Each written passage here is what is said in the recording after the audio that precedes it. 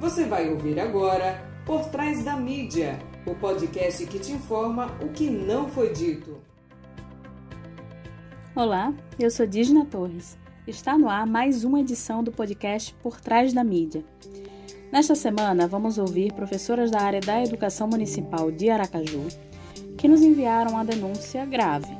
Além disso, temos o nosso fato e fake da semana e uma personagem sergipana ilustre, a para-atleta e jornalista Lucivânia dos Santos. Nós recebemos uma denúncia em que consta que a Prefeitura de Aracaju cancelou contratos de professores substitutos. Essa denúncia foi feita pelo Sindipema, apontando a demissão de aproximadamente 60 professores. Então, como a cidade está se preparando para a retomada das aulas, as professoras foram notificadas de que os contratos não seriam renovados, o que afetou dezenas de professores substitutos que fizeram o processo seletivo simplificado, que é o chamado PSS, e que supostamente deveriam ter seu contrato estendido por mais um ano. Esses mesmos professores foram retirados do quadro escolar, deixando então várias escolas municipais e várias turmas, vários alunos desfalcados. Convidamos a professora substituta Denise Fernanda, que teve o seu contrato suspenso, para falar sobre o que está acontecendo. Vamos ouvi-la. Olá, sou Denise Fernanda, professora substituta do Diomedes, que fica localizado no bairro Santa Maria. Faço parte do processo seletivo de 2018, fui convocada em outubro de 2019. Eu vou tentar fazer um resumo, fazer algumas colocações do que vem acontecendo com os professores substitutos da rede municipal de ensino durante esse período. Por conta da pandemia, como todos já sabem, tivemos que nos afastarmos das nossas atividades normais, substituindo a nossa sala de aula por aulas remotas que deu início no mês de julho do corrente ano.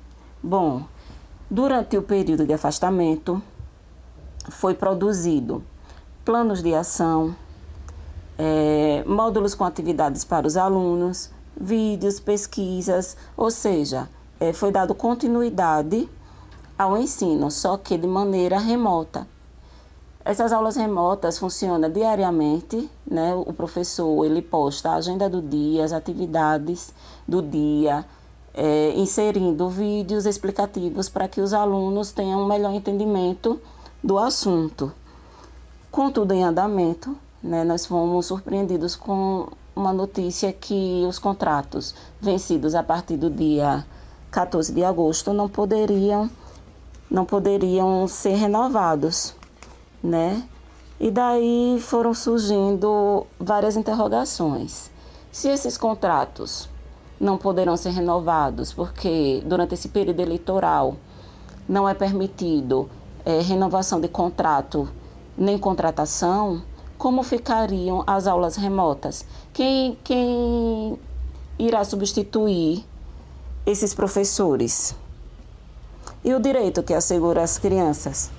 A educação, né, nesse caso aí, ela não é vista como prioridade, já que durante esse período eleitoral não pode contratar, né, o afastamento desses professores.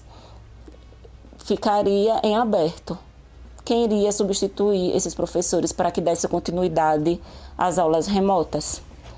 Será que todo o projeto que foi desenvolvido desde o início da pandemia está sendo substituído por interesses políticos? Em que momento a educação está sendo vista como algo que é primordial?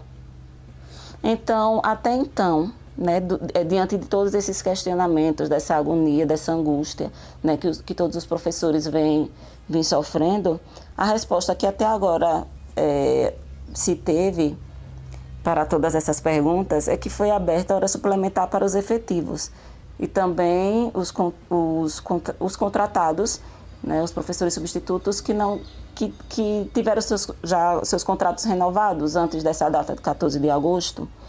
Então, cada vez mais, né, diante dessa abertura de hora suplementar e de ampliação de carga horária, né, aí foi surgindo cada vez mais várias perguntas. Mas essa ampliação de carga horária também não seria visto como um contrato? E diante dessas turmas, que não são poucas, até então tá circulando que são 59 turmas, mas não são 59, passa de 100, eu não sei dizer exato a quantidade exata, mas só no Diomedes serão desassistidas 13 turmas, né, com o afastamento desses professores. Será que a substituição desses professores efetivos, né, os professores substitutos que podem ampliar essa carga horária, será que esses professores não ficarão sobrecarregados?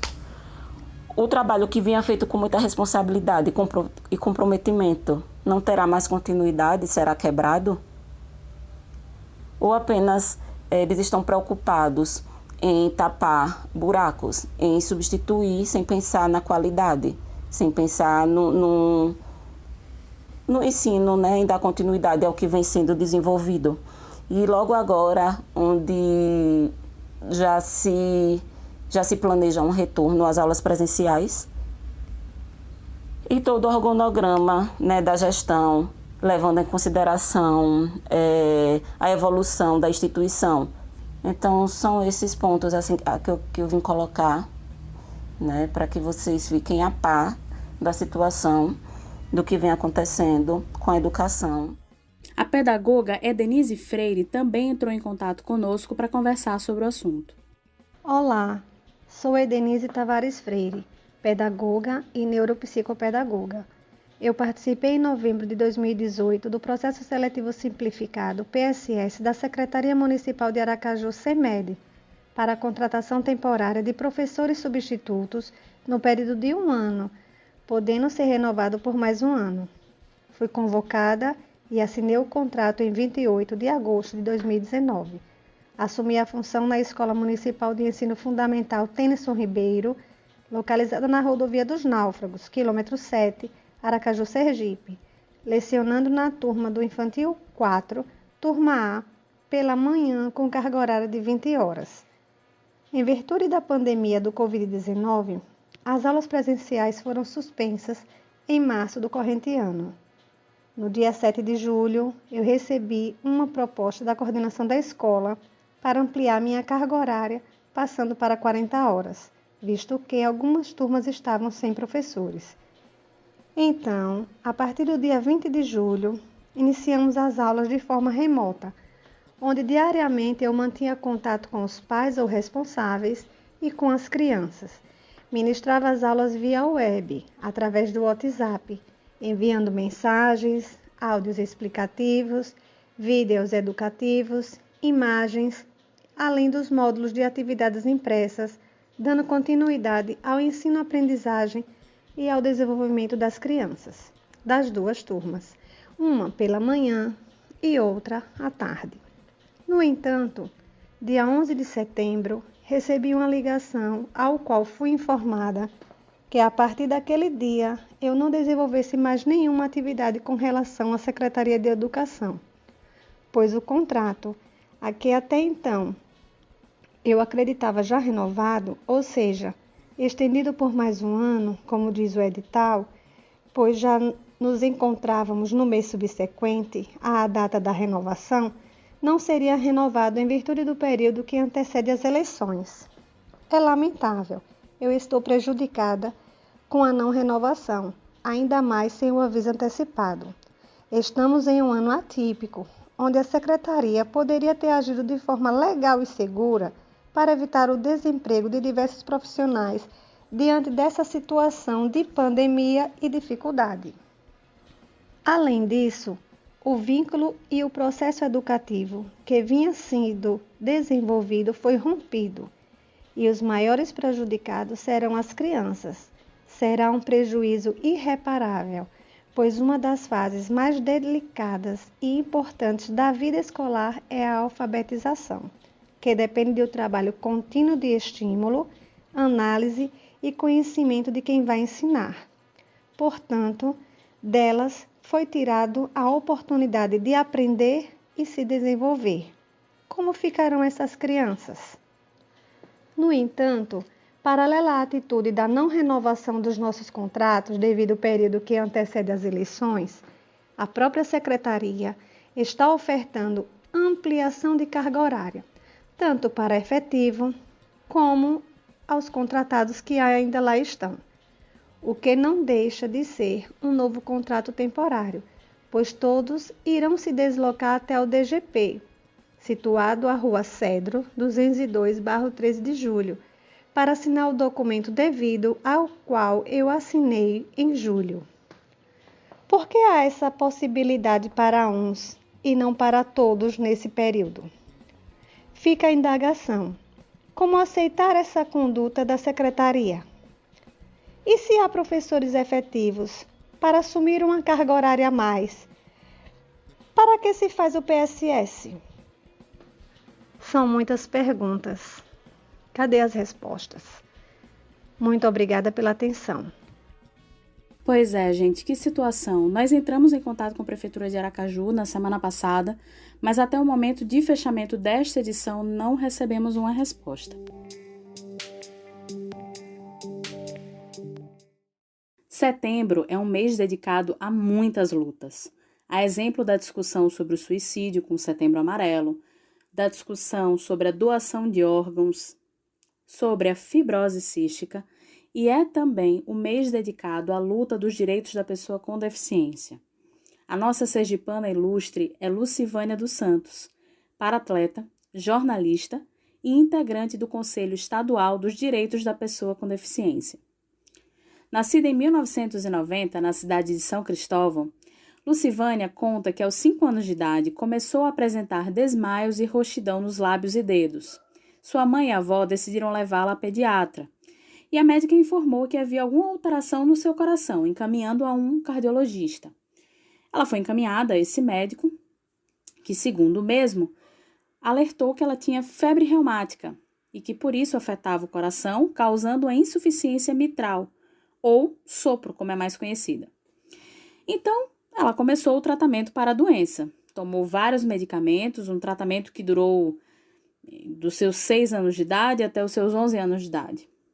Lucivânia contou que começou a sentir dores nas articulações e dificuldades para caminhar. O próprio médico não sabia o que fazer, não entendia o motivo pelo qual ela estava daquele jeito. E, enfim, a avó dela achou melhor trocar de médico e alguns meses depois ela começou o tratamento com outros médicos que descobriram que o diagnóstico dela não estava correto. O que ela tinha era raquitismo hipofosfatêmico, que é a carência de cálcio e fosfato no sangue, que pode causar graves deformidades ósseas. Mas enfim, gente, àquela altura, ela já havia perdido as forças para andar e seu corpo já estava começando a mudar.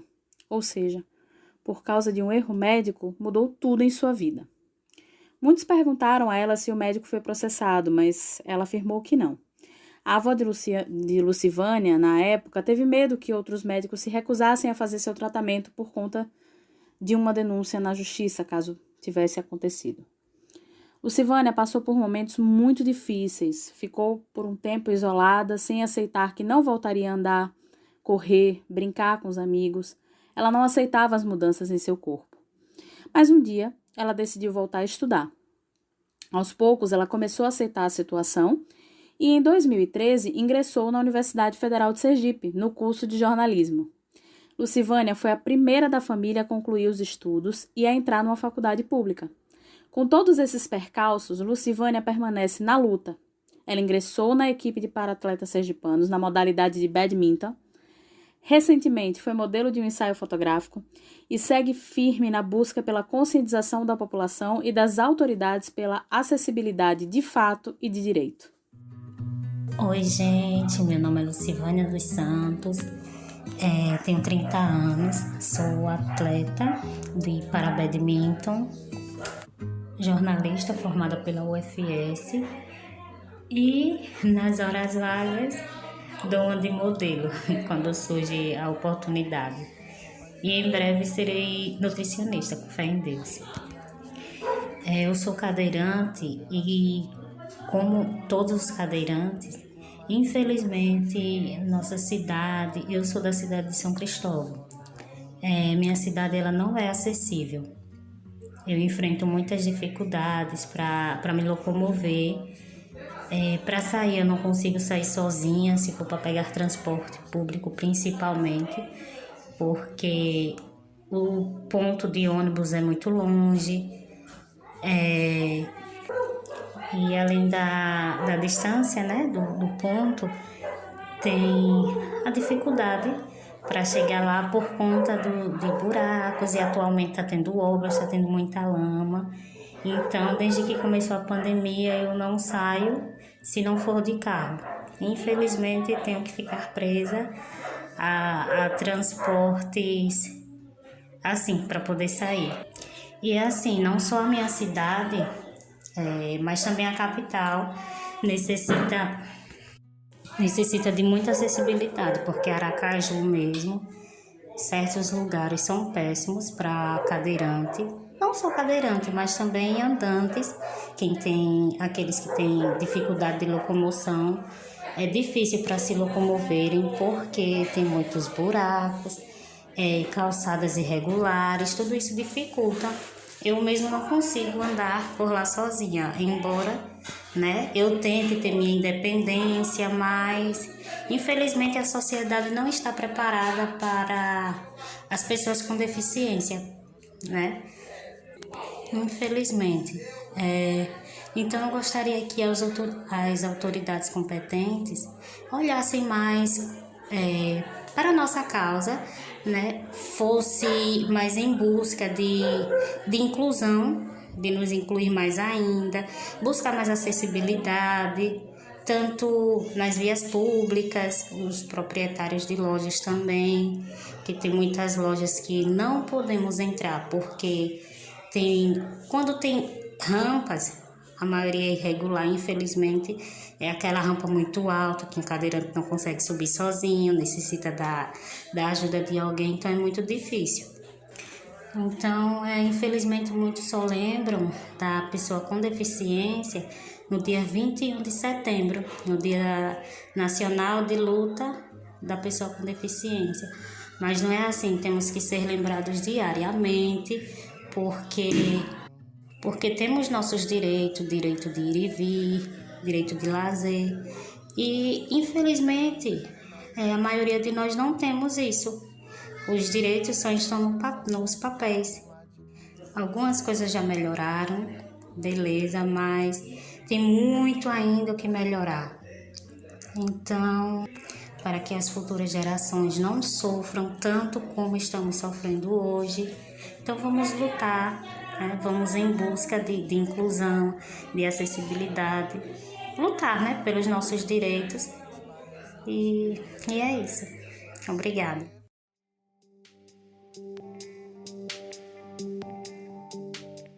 Criamos o quadro Apoio Cultural com o objetivo de fomentar a economia solidária. Nesta semana, quem vem vender o seu peixe é Alexandro, da Sapienza. Vamos ouvi-lo. Apoio Cultural. Acelere seus resultados com a Sapienza. 67% da jornada do comprador agora é feita digitalmente.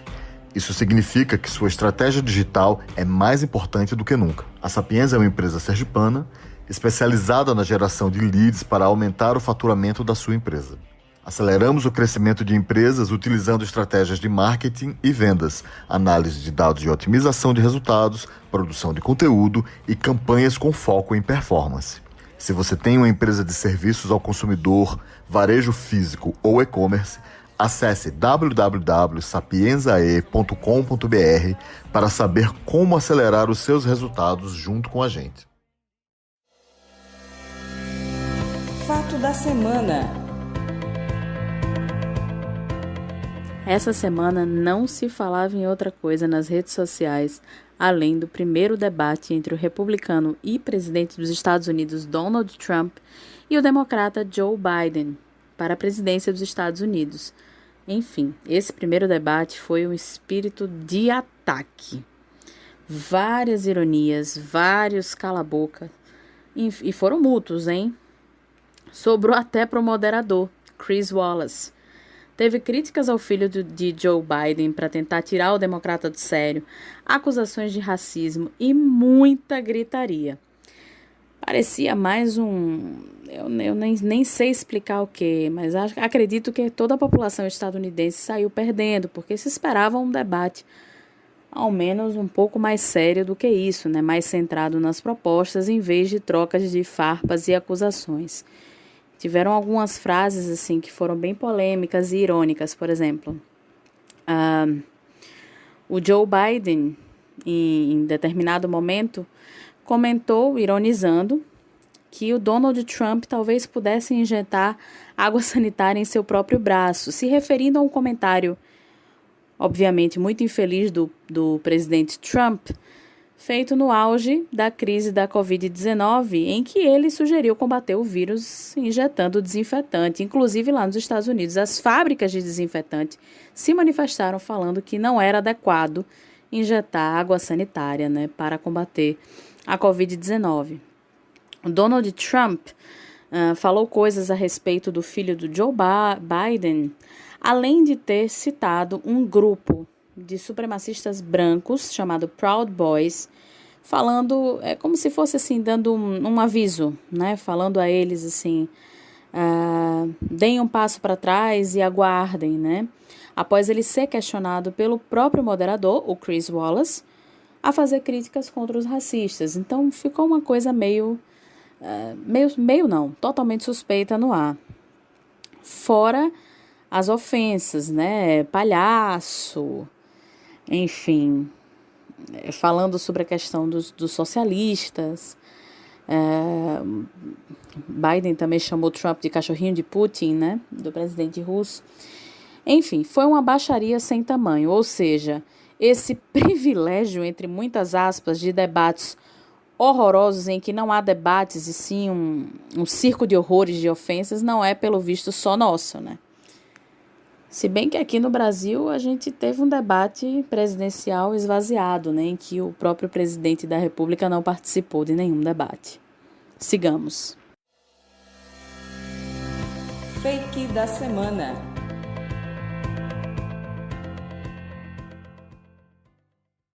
Lembrando mais uma vez que esse quadro são para aquelas notícias tão absurdas e surreais que parecem fake, mas infelizmente não são.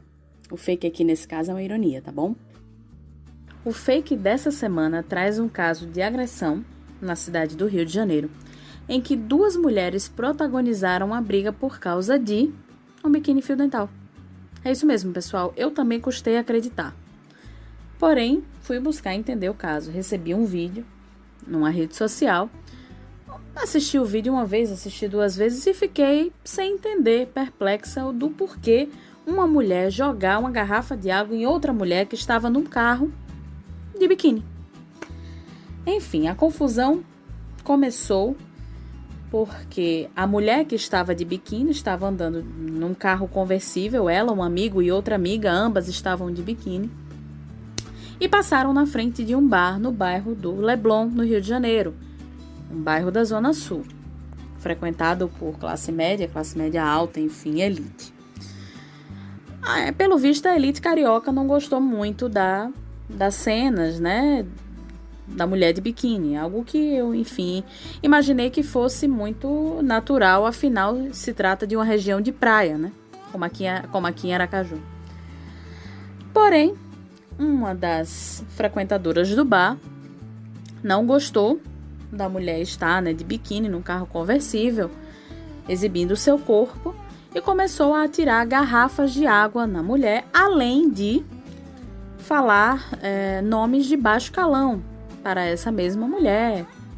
Enfim, a chamando de nomes bastante agressivos e ofensivos.